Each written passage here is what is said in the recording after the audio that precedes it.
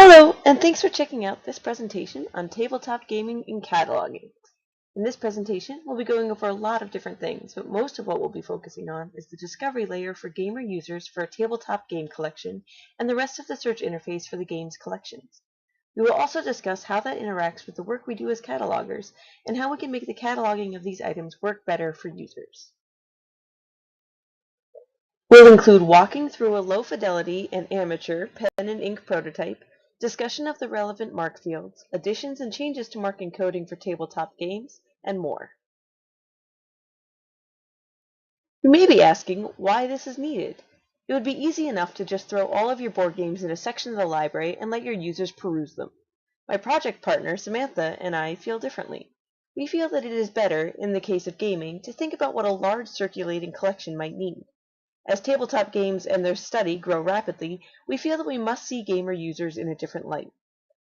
Gamers are a subset of users whose needs are highly specific and poorly supported by traditional search and encoding methods and rules. Often, tabletop games are placed in a small museum-like collection section of a library available for browsing. While useful, this type of organization usually does not offer gamers the necessary searchability by the right access points to aid in finding and selection. To support gamers by making game collections, particularly large circulating collections, more easily searchable, we suggest three main projects. 1. A dynamic tabletop game-specific interface for end users. 2. A modified subfield additions or definitions into the mark record. And 3. A revitalization of how subject, genre, form functions in the record, and a suggested and expanded LCGFT thesaurus to accommodate tabletop gaming language. So this is where our tabletop game search would begin. It would be ideal, in the right types of libraries or industries, to create a link to the game catalog prior to this, of course. That said, the use of a broad discovery layer, like we see with Summon, would be keyword-based. While it is of course preferable that they access the advanced search, a keyword search applied to a variety of the mark fields would be helpful to your average and curious user. Once they click Search, users arrive at the Results of Search screen, which contains a list of individual results on the right and the options to narrow results on the left. Looking a little bit closer at the list of results, we see that it contains, when possible, an image of the box, title, company and manufacturer, number of players, and age range for appropriate play.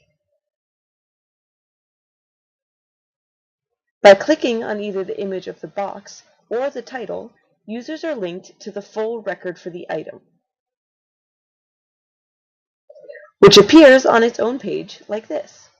It has a lot more details than in the list of results, including the date of publication or copyright, circulation data, hyperlinked tags, and other descriptive data like title, publisher and manufacturer, number of players, and age range.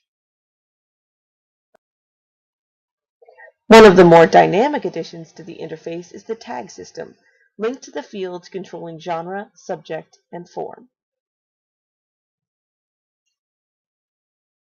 Once you go into a tag, a new window appears providing a list of results with game titles that also contain that tag. The list may or may not be extensive, but each title will redirect you towards the individual full record for that item, just like we saw in the last slide. Now let's go back to our results page and look into what narrow results includes. You can find it on the left-hand side of the results page. Upon closer inspection, this is a key area that has been developed with tabletop gamers in mind. Here, the ways to narrow results are focused on things that a gamer would care about first when searching, though the list is in no particular order. In the next few slides, we'll be talking about the places that the data is retrieved from in the record to enable navigation. The following sections will be color-coded to correspond with the attached document and full sample record. Please note that the use of the color black indicates that there has been no change from expected mark fields to accommodate tabletop gaming into a specialized catalog. However, those things that are in full color indicate that there has been some change to how the record is encoded and by what standards. Rationale for those changes can be found in the document following the sample tables. Color coding is uniform throughout this report. This top section contains Publisher, which is linked to the data in the 264 field Delimiter B. It can also use data from the 710 field Delimiter A. Next, we see that it also has a field for genre. In this case, the presentation of genre to the end user may seem misleading to the cataloger. In this section, we draw from both the genre and form subfields in the 655 field. Know that genre draws from subfield A and form draws from subfield V. Genre pertains largely to gameplay and type of game strategies, like strategy or horror, while form pertains largely to how the physical game is designed, like tile building or card-based. For more information on the newly designed LCGFT terms that we suggest, please refer back to the rest of the document under genre and form in the rationale section. We must also make note of subject, which draws from the usual subject field of 650 subfield A. Please note that publisher, genre, and subject all retrieve from a controlled list of terms from which users can select none or all, though admittedly it is unlikely that selecting more than 2 options would yield good returns, depending on the collection size. The next few narrowing options occur in a different format than the drop-down menus. The number of players slider draws from the 521 field Delimiter C. This is a change in how it was used before. The slider can be moved from anything from 1 player to anything up to 8+ or more players, depending on how many the searcher is looking for.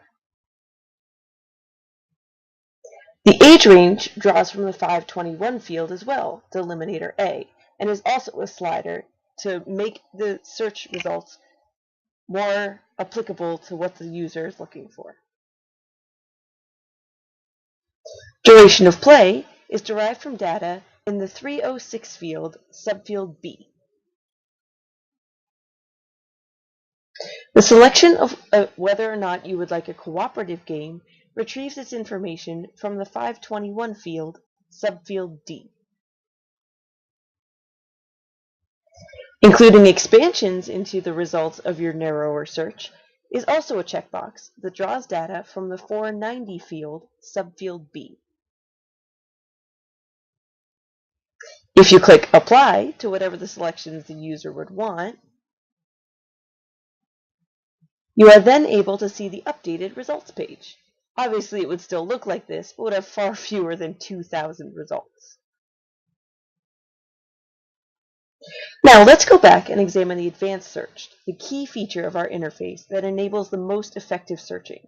There are multiple accessible links to the advanced search in many places across the interface, but the main page of the Tabletop Games catalog has it located on the original page just beneath the keyword-based discovery layer.